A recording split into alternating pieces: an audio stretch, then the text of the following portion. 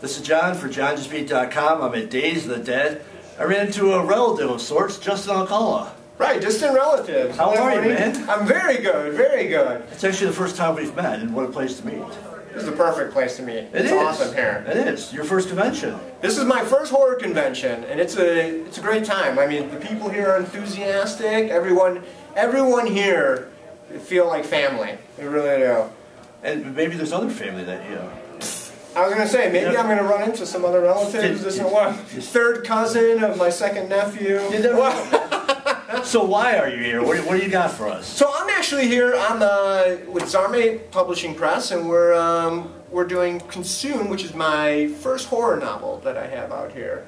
It's a gothic horror novel about a detective who's addicted to opium, and he's investigating some supernatural incidents. Now you say it's your first horror novel. Is it your first book entirely, or? This is my first published novel with Zarme Press. We're actually in the contract phase of some absurdist fiction novels, which are I have The Devil in the Wide City, a couple of things coming out projects, but yeah, this is the first horror novel. So who are your influences? Woo!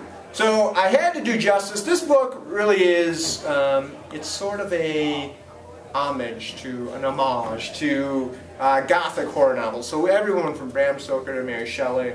But if you ever read some of the 18th, 19th century books, the language is off. So you definitely have to make the adjustment for modern people. So I tried to do justice for people like Bram Stoker, Edgar Allan Poe, by creating this. And a lot of research went into it. And I also traveled to Transylvania, just to go ahead and check out some of the things. There's some Dracula influence as well in there. So what does one do in Transylvania? Drink. You do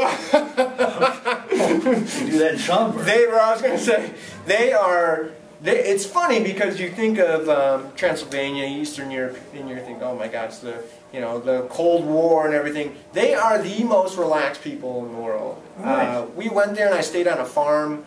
And then we would drive into the mountains, the Carpathian Mountains, and go check things out on Bran's castle, which is Dracula's castle. And they are so relaxed, so friendly. I mean, people just come up to you, want to drink with me? It is the greatest thing ever. All right, tourist plug for Transylvania. Right.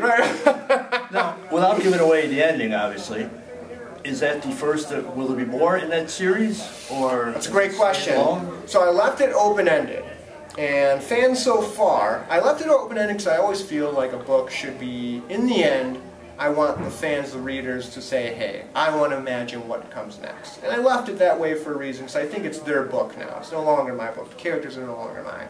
However, I've already received some people who are saying, hey, can you come out with another one? So we'll see. I've got a couple other projects, but I wouldn't say there's not going to be a sequel. Sequels are always good. So you got another project. What do you got going? So I also have, as I mentioned, The Devil in the Wide City. It's the Wide City. It's a play on words. So Chicago being one of the bigger cities as far as weight goes. It's about a devil who was a corrupter, trying to corrupt human souls.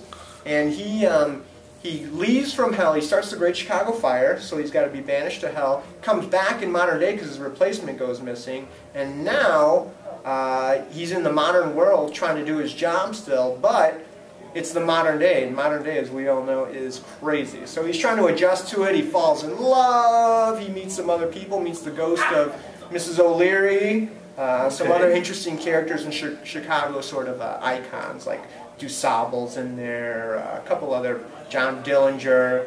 So it's an absurdist fiction, so it's supposed to be funny, but yet weird. And that's what I do, is weird. We like weird. We're all about weird. When can we look forward to that? That should be out next year. Okay. And we're kind of in the contract phase, and then we're also talking about doing a couple other projects. I did want to eventually, as crazy as this jump into kids' books as well and sort of juggle that. But we'll see how that goes. I think my stuff might be a little too weird. Well, nothing says kids like a good horror fairy tale. That's what I grew up on. Absolutely. I got no problem with that. Where can people, we'll let you get back to your fans out there and signing copies, that's why you're here, but where can people find that information? So people can find this at www.justinalcala.com or www.zarmepress.com, which is the publisher. How do you spell that, Zarme? Z-H-A-R-M-A-E. All right. Justin, awfully good to meet you. Good to thank you so much. Appreciate it. Have fun, man. Thank you so much.